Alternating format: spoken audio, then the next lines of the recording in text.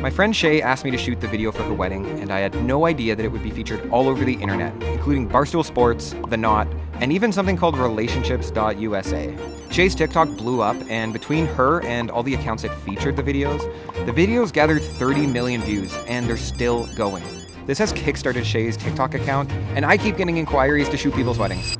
And I don't shoot weddings. But what interests me about this story the most is that I edited this video in one afternoon, actually on the flight home from the wedding. I want to preface this video by letting you know that I am not a wedding videographer. I've shot a couple weddings in the past. I've second shot a couple weddings, mostly for friends, and I do it for fun. My background is in commercial work, tourism, and social media, and oftentimes in that industry, you need to turn things around very quickly. And so that's where my perspective comes from. So how the heck did I edit this 3.5, 4-minute long video in one afternoon? Well, actually on the flight home. It all starts with pre-production.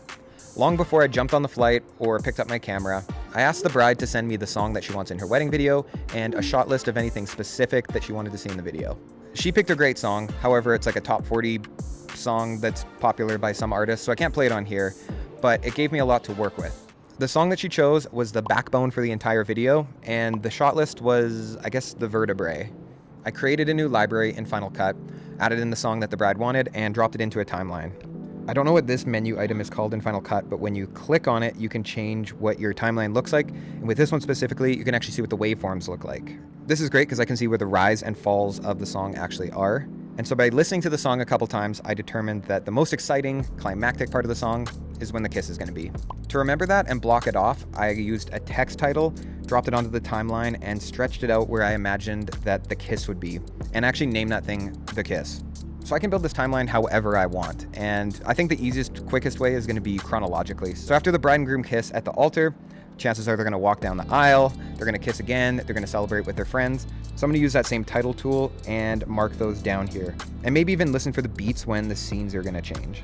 So if we work the other way from the kiss, chances are that the groom is walking up the aisle, maybe the bride is walking up the aisle, maybe the groomsmen and bridesmaids are walking up the aisle, and I'm going to work my way backwards. And then I'm also listening to the music to see where like these good transitions would be. And we've knocked out another 30 to 40 seconds of what we imagine this timeline is going to look like. Looking back at the shot list of what the bride gave me, she also wanted a first look with her dad. I don't know exactly where that's going to go, but I'm just going to make a title and drop it in here. And the great thing is that we can just move it around. I don't know exactly where it's going to go. Based on the shot list, based on how weddings usually work, I'm going to have some shots of the bridesmaids getting ready, the groomsmen's getting ready, maybe 15 to 20 seconds of each. Make those titles, drop those in here.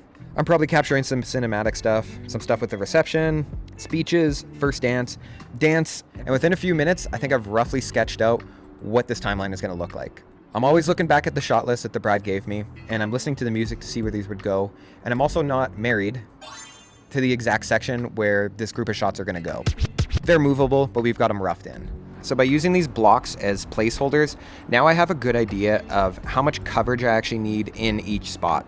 About 30 seconds for the groomsmen, about 30 seconds for the bridesmaids, 45 seconds of cinematic stuff, and so on.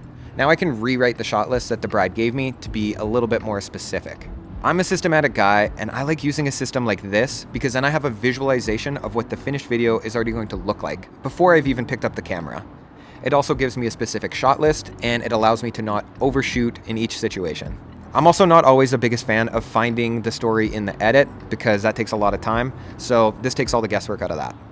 On the day of the wedding, I listened to the song that the bride wanted in her video, on the way to the wedding, and a couple times throughout the day.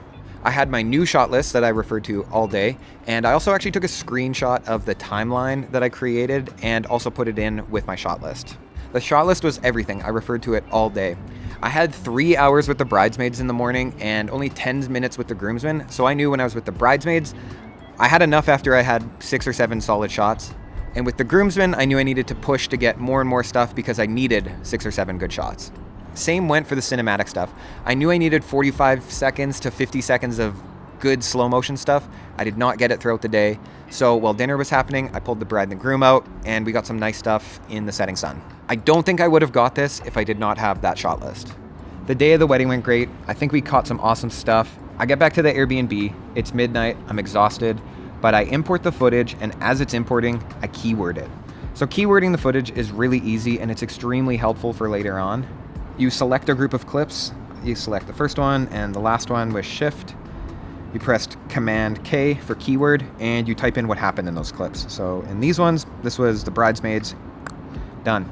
And what that does is it makes a separate little folder for you here, and everything that you've keyworded goes into that folder. I was exhausted. It was a very long day, but I took 5 minutes and just created one that said bridesmaids, cinematic, dance, first dance, groomsmen, all of that stuff so that I could quickly find this footage later on. And with Final Cut, the great thing is you can do this before the footage is even fully on your hard drive. You can do it while it's importing. The next day I was flying back home, so while I was at the airport waiting to board my flight, I watched through all of the footage and created favorites. Creating favorites is really easy. As you're watching through the footage, you press I for an in point for a section that you like, and then when the section is completed, you press O for out, I for in, O for out, and you press F for favorite, and this little green line goes above it. Once you go through all your footage, you can click up here and see just your favorites. You can also click on any of these keywords that I made on the side, like cinematic, and see your favorites. And that's all the best stuff right there. Watching through all of the footage was actually the most time-intensive part of this, but I'd also shot it the day before, so I kind of already knew what I had shot. So at this point, I've boarded the plane and I've got a couple-hour flight ahead of me. Now it was time to start adding stuff to the timeline. Because we've built a structure and backbone of where everything's gonna go, we can click on a keyword section like dance, pick a couple of these clips, and drop them on top of the dance section right here.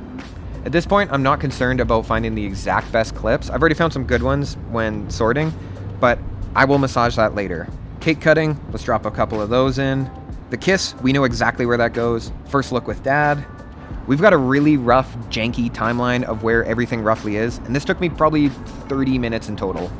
This section actually might take the longest. This is where you look for the best clip in each section, listen to the music, time it out.